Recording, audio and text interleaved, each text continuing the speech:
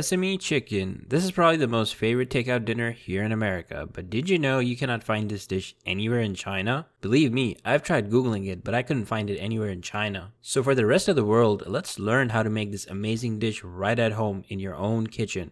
A full detailed recipe is listed in the description below. But before we get started, if you end up liking this video and would like to support this channel, consider subscribing to my channel and hit that like button. First thing we're going to do is prepare the chicken. We're going to allow it to marinate for at least 1 hour. So we're going to go ahead and make it first. This is kind of like a bunch of chicken nuggets put together, honestly. I used about 1 whole chicken breast, which I cut into cubes. For seasoning the chicken, you're going to use about 1 teaspoon of salt, 1 teaspoon of black pepper, about 1 teaspoon of garlic powder. Next, you're going to use about a teaspoon of soy sauce. If you want to use more soy sauce, then I would recommend putting less salt, as soy sauce has a lot of sodium in it. Next, you want to add your favorite hot sauce. I used about 3 tablespoons of Frank's Red Hot sauce, and it turned out pretty awesome. But if you want to go the traditional route, you could use Zambal Yulik. I probably butchered pronouncing that name, but you can buy that and put that in instead. Turns out pretty good. For that extra kick, I used some paprika powder. I added about half a teaspoon. Also for added flavor, I added about 2 cloves of minced garlic. This step is optional. Finally, I added about 1 large egg and mixed everything. I added the egg since I'll be using dry batter for frying. You want to make sure that you mix it properly, get everything coated really nicely, and you put it away for 1 hour and let it marinate. Next, we're going to make the dry batter. I find that using dry batter, it makes really crispy chicken as compared to wet batter.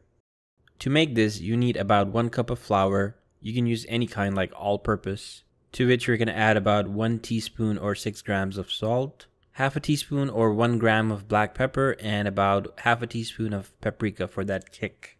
This may look like a lot of spices, but trust me, this is barely spicy. Properly mix all the dry ingredients together and put it to the side. After you have let your chicken marinate for at least 1 hour, add about 3 tablespoons of cornstarch. Mix it in properly. Adding cornstarch will make our chicken extra crispy. Next, we're going to line things up for frying the chicken. Take a piece of chicken and coat it properly with your dry batter. Gently place it in the oil. Be careful at this step. You don't want to burn yourself. For that extra crispy chicken, you can double or even triple dip your chicken. I just prefer doing a single dip. That's more than enough for me. And remember to deep fry this chicken. You cannot shallow fry or saute this. I fried my chicken at 350 degrees using an induction cooktop. This is same as medium to medium high flame on a regular kitchen stove. Fry the chicken for about 8 to 10 minutes or until golden brown. Here's what mine looked like. Really crispy. Finally, we're going to make the sauce. This will transform our fried chicken into sesame chicken. For the sauce, start by adding in 1 tablespoon of cooking oil. Next, add about 1 teaspoon of sesame seed oil. Once oil has heated up, add about 2 cloves of finely chopped garlic. Saute the garlic until it turns golden brown.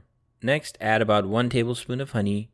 If you prefer this to be sweeter, you could add about 2 tablespoons of honey. A quick fun fact about honey that it never goes bad. It lasts forever.